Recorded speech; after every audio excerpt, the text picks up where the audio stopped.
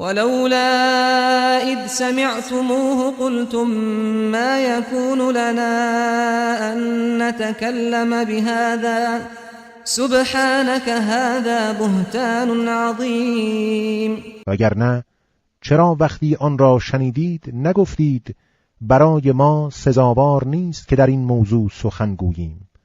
خداوندا تو منزهی، این بهتانی بزرگ است. یعظکم الله ان تعودوا لمثله ابدا ان کنتم مؤمنین. خدا اندرزتان می‌دهد که هیچگاه دیگر مثل آن را اگر مؤمنید تکرار نکنید. و یبین الله لكم الآیات